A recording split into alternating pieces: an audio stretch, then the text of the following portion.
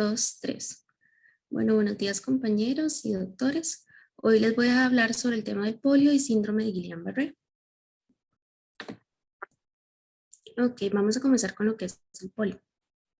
Vamos a hablar sobre introducción, patogenia, epidemiología, manifestaciones clínicas, diagnóstico, tratamiento y prevención.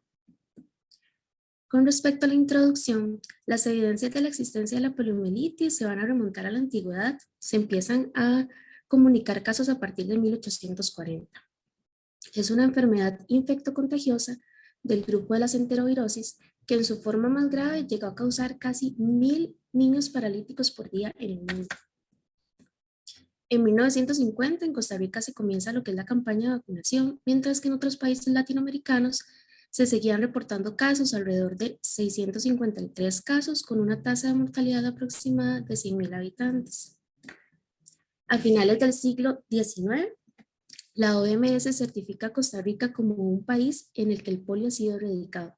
También la Organización Mundial de la Salud en el año 1988, cuando la enfermedad era endémica en alrededor de 125 países, lanzó una iniciativa para lograr erradicar lo que es el virus. El último caso reportado fue en el 2018 en el continente africano con 33 casos. Ok, con respecto a la patogenia.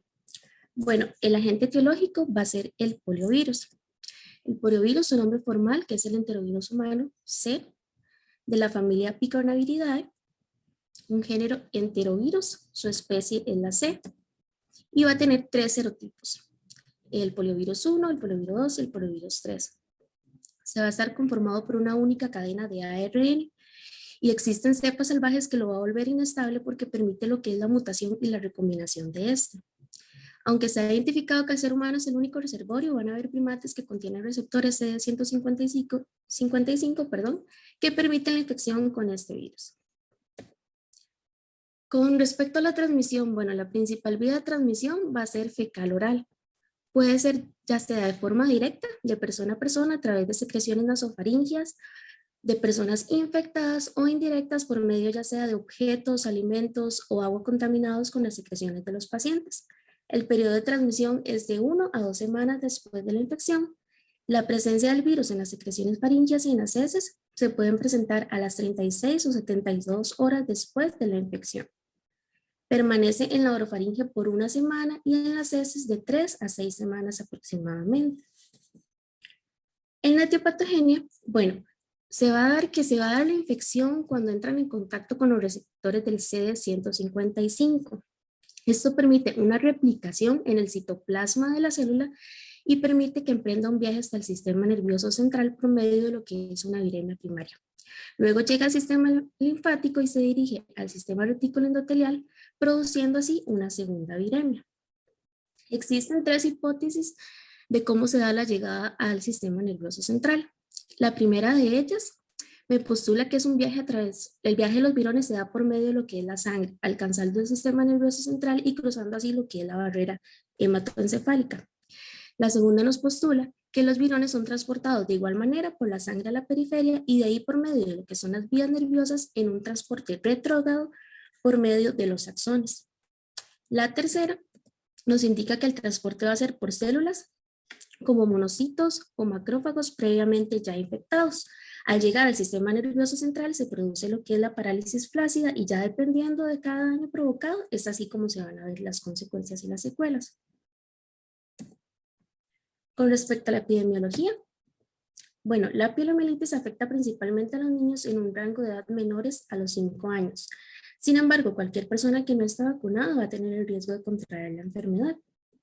Con la llegada de las vacunas y al nuevo milenio, los casos de poliomielitis han ido disminuyendo. Esta mejoría en la disminución de los casos y la perseguida erradicación de este virus se inicia durante la Asamblea número 41 en el año 1988, en la que se concluyó la necesidad de lograr erradicar mundialmente la poliomielitis. Los últimos incidentes que se presentaron en la primera década del siglo XX destacan 21 casos en lo que es la isla La Española, entre el 12 de julio del año 2000 al 12 de julio del 2001. En los años 2009 y el 2012 se han reportado virus circulantes en Nigeria. En el mismo continente africano se presentan casos por el serotipo, específicamente el serotipo 2, en países como Guinea, Myanmar y otros brotes en Nigeria. El último brote conocido y reportado fue en agosto del 2016 en varios países tales como Pakistán, Afganistán con 23 casos, Nigeria como lo mencioné y la isla de Madagascar y Ucrania con el serotipo 1. Igual en el 2018 la Organización Mundial de la Salud se reportaron 33 casos en África, que es de los últimos que se han reportado. En el 2020, bueno, tenemos buenas noticias, que es que en agosto del 2020 se reporta y se declara a África libre de lo que es poliomielitis. Pero igual en octubre del 2020 se incita a que se sigan continuando con lo que es la vacunación. Aún así, sabiendo la situación de la pandemia actual que estamos llevando con el COVID, entonces se incita a que no perdamos este esquema de vacunación para así lograr erradicar la poliomielitis. Aquí están las noticias.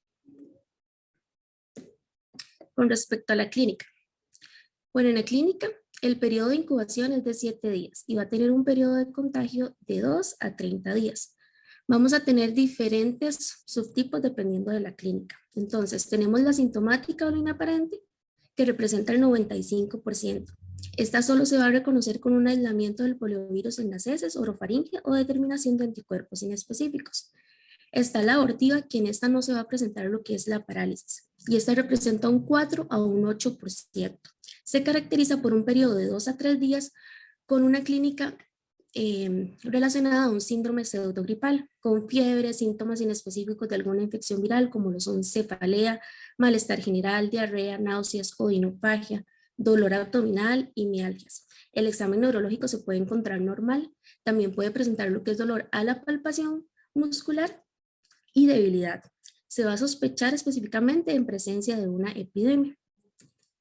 Tenemos la no paralítica, que esta la vamos a diferenciar de la abortiva que acabo de mencionar, que tampoco presenta parálisis, pero se diferencia porque esta va a presentar signos de irritación meningia, vómitos, irritabilidad y cefalea. También presentan rigidez de la musculatura espinal y en lactante se va a presentar lo que es un abombamiento de la fontanela. Las manifestaciones sistémicas en este caso van a ser mucho más intensas que en la abortiva, como lo es la fiebre, como lo es el malestar general y como lo son las malgias, se van a presentar de manera más intensa. La paralítica, en la paralítica representa del 0.1 al 2%. Esta en los niños va a cursar de manera bifásica, entonces tiene dos fases, la fase de enfermedad menor, que es la que coincide con la abortiva, con una duración de 1 a 3 días y una recuperación durante un periodo variable de los 2 a los 5 días. Y luego se presenta la fase de enfermedad mayor, que ya en esta es cuando se da la reaparición súbita de los síntomas con una fiebre más alta, cefalea, malestares generales, vómitos y la aparición ya de lo que es la parálisis flácida. En esta es por una afectación de la segunda motorodora en el asta anterior de la médula espinal. Va a tener un compromiso muscular que va a variar, puede ser tanto de un pequeño grupo muscular hasta ya una cuadriplegia completa, aunque va a ser rara en niños, pero se puede manifestar.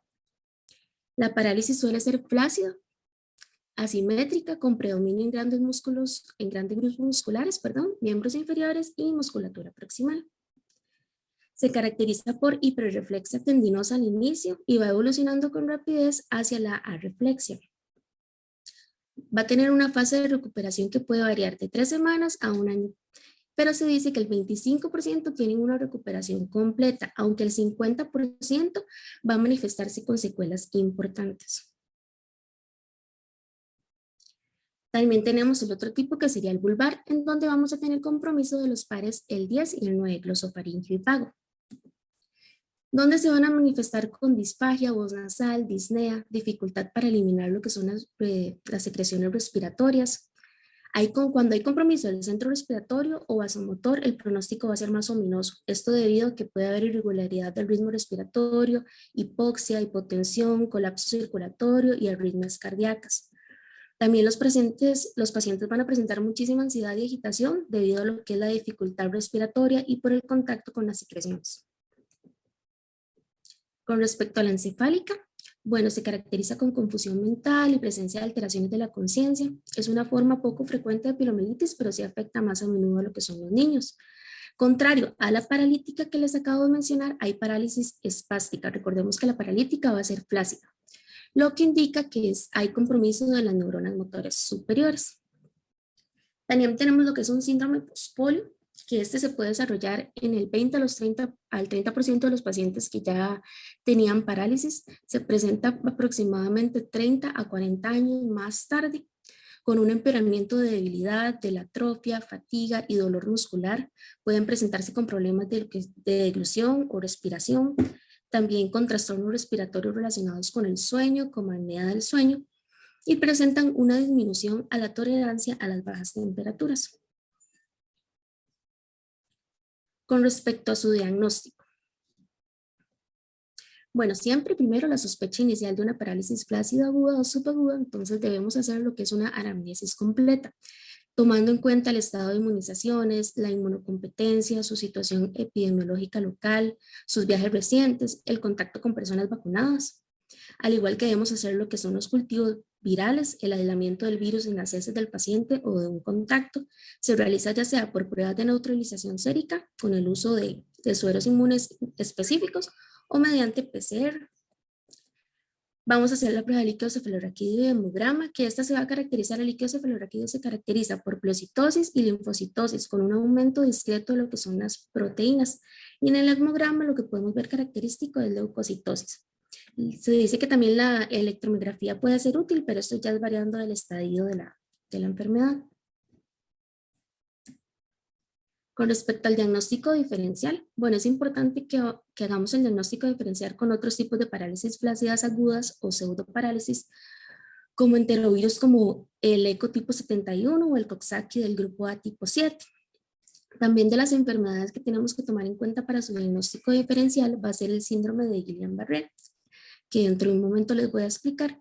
También la mielitis transversa, meningitis viral, meningoencefalitis y otras enterovirosis. Se va a diferenciar del síndrome de Guillain-Barré por su simetría, por ausencia de meningitis aséptica previa, por ausencia de pleocitosis del líquido cefalorraquídeo, que les acabo de mencionar que en lo que es el polio sí se manifiesta y es característico de.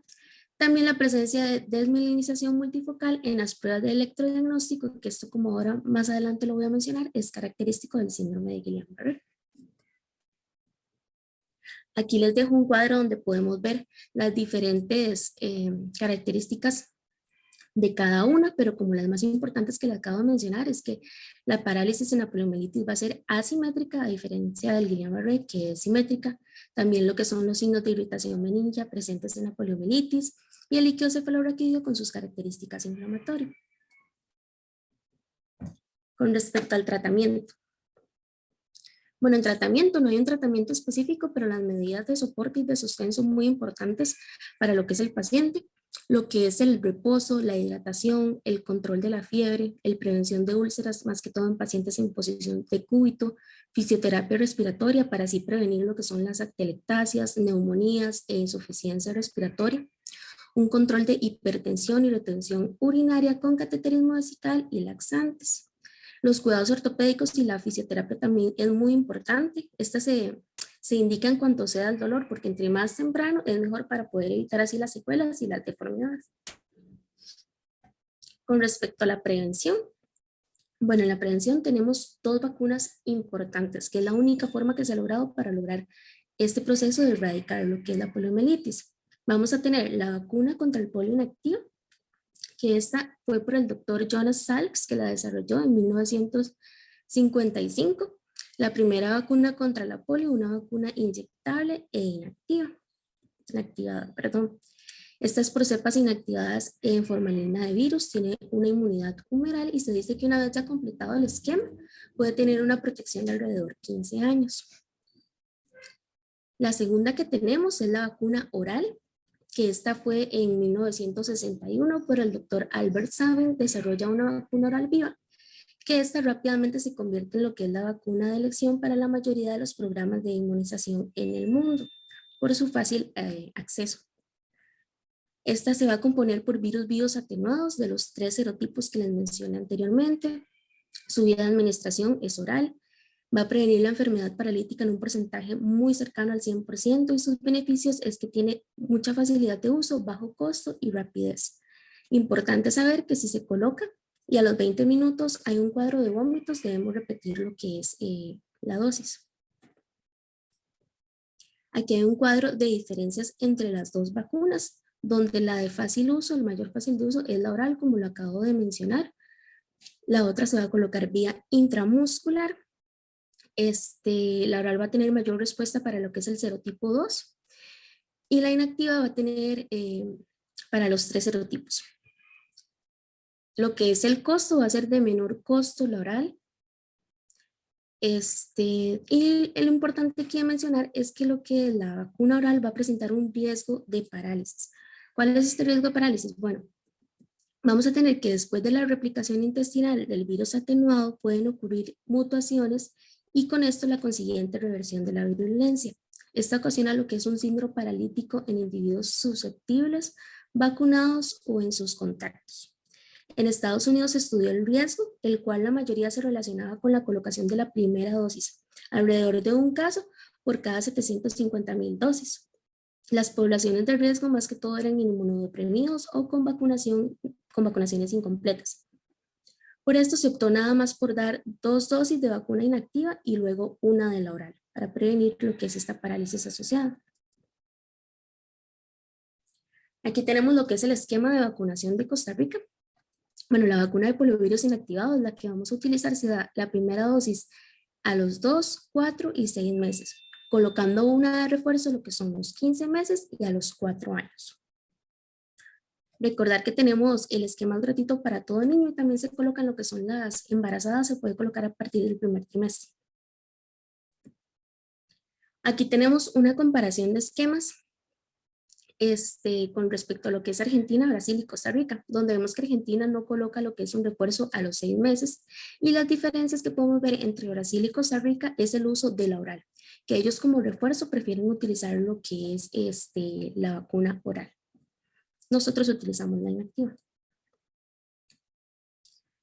Como dato extra también saber que lo que es el día 24 de octubre se va a celebrar el Día Mundial de la Lucha contra la poliomielitis. Ahora vamos a hablar del síndrome de Guillain-Barré, donde les voy a hablar igual introducción, definición, epidemiología, sociología, fisiopatogenia, manifestaciones clínicas, diagnóstico y su tratamiento. Ok, como un poquito de historia de introducción, se conoce como polineuritis idiopática, poliradiculoneuritis aguda, polineuropatía inflamatoria aguda y síndrome de Guillain-Barré-Landry. En 1859, el neurólogo Landry sí sistematizó un cuadro de parálisis aguda ascendente. También en 1916, Guillain-Barré y Stroll estudiaron lo que es la parálisis aguda en 2 soldados franceses, donde se encontró una disminución de los reflejos osteotendinosos y un aumento de proteínas en lo que es el líquido cefalorraquídeo, con una disociación albúmino-citológica, que esto es muy característico. Después de esto, se da lo que es la campaña para eliminar la polio y se da la causa más frecuente de parálisis flácida aguda.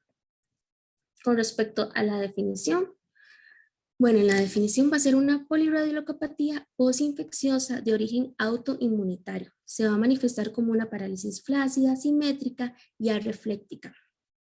Va a ser distal en el 80% de los casos y un 30 o un 50% de los casos va a tener compromiso de lo que son los pares craneales.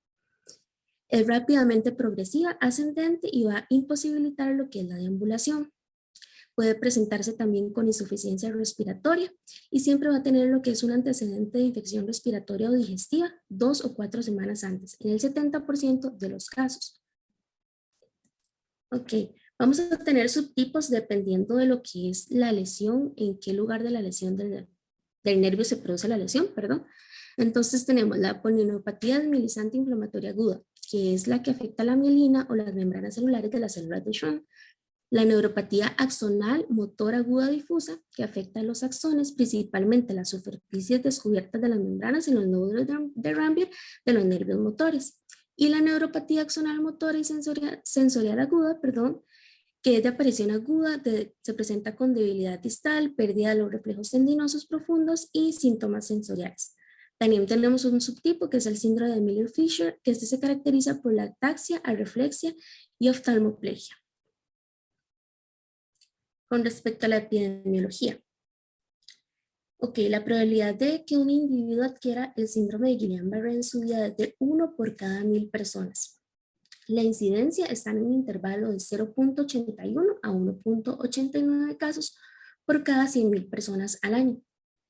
Es más común en hombres y mujeres con una relación de 1.5 a 1 y los casos aumentan con el paso de la edad.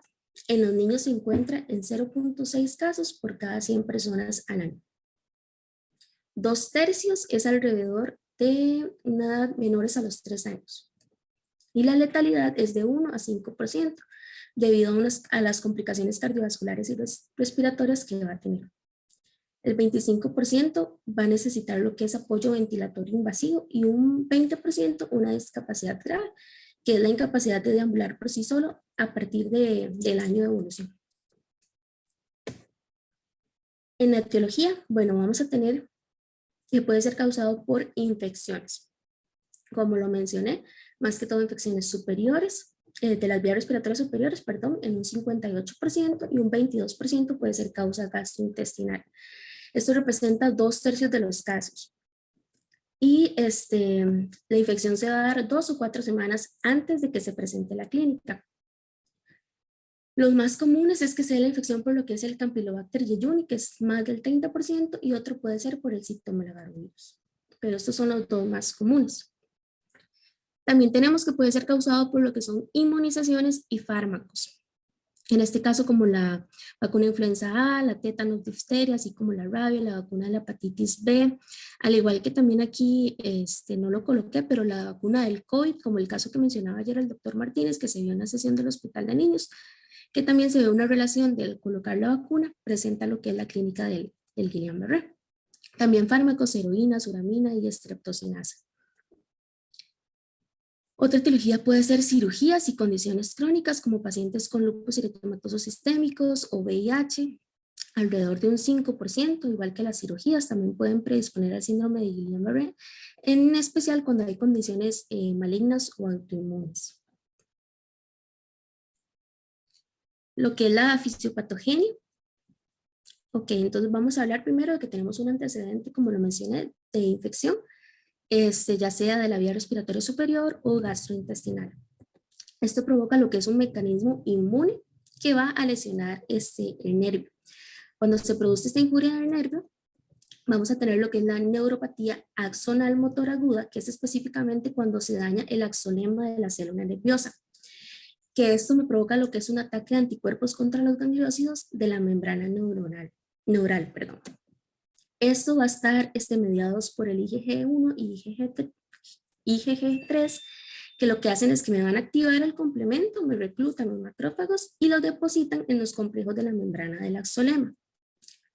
También podemos ver el otro lado, que cuando nos causa un daño puede provocar la polineuropatía inflamatoria aguda, que esta más bien se caracteriza porque el daño va a ser en la vaina de mielina y en las células de Schwann, donde se va a dar una invasión macrófica específicamente en la vaina de mielina y un depósito del complemento en las células de Schwann. Con respecto a la clínica, va a ser de comienzo gradual.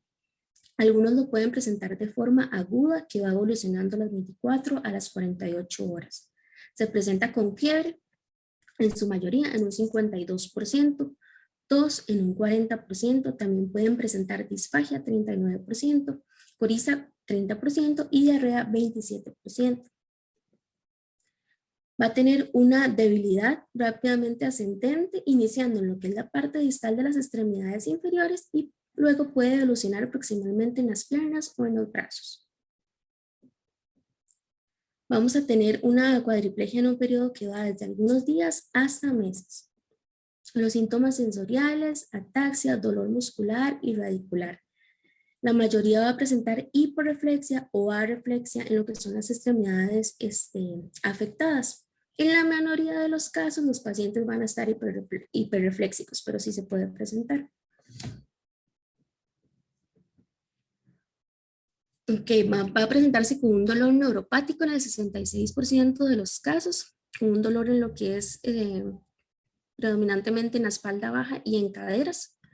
Va a presentar síntomas autonómicos en el 65% de los casos, que estos síntomas van a ser hipotensión ortostática, hipertensión arterial, arritmias, anhidrosis, retención urinaria, atonía gastrointestinal, hidroplegia.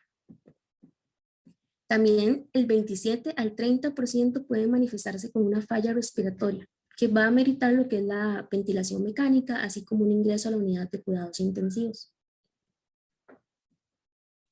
Con respecto a su diagnóstico, bueno, vamos a hacer lo que son exámenes de laboratorio, hemogramas, glicemias, electrolitos, pruebas de función renal, urea, PCR, ves, anticuerpos ANA y ANCA, cultivo y serologías específicamente para los que mencionamos, Campylobacter jejuni, que era uno de los más comunes, mayor del 30%.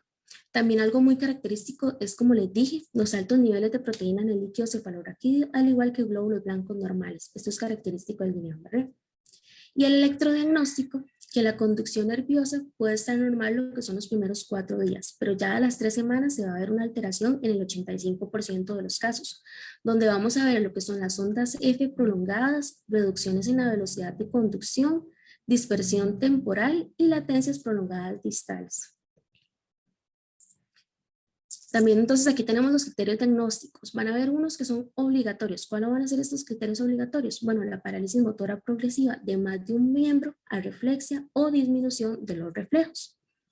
Los sugerentes, que puede ser una progresión hasta las 4 semanas y una mejoría posterior, la simetría relativa, ausencia o mínimas alteraciones sensitivas, el compromiso, como lo mencioné, de los pares craneales, compromiso facial en un 50%, una disfunción autónoma, ausencia de fiebre al inicio del cuadro, detención de la progresión de las enfermedades a las 4 semanas y una recuperación del cuadro sin tratamiento específico a lo que son a las 2 o a las 4 semanas. Las características del líquido cefalorraquídeo, que lo vuelvo a mencionar, muy importante, proteínas elevadas después de la primera semana de evolución, aproximadamente más de 50 miligramos sobre decilitro, la celularidad menos de 10 células por microlitro de mononucleares. Los hallazgos electrofisiológicos, que es la lentitud o bloqueo de la velocidad de conducción, como se lo mencioné.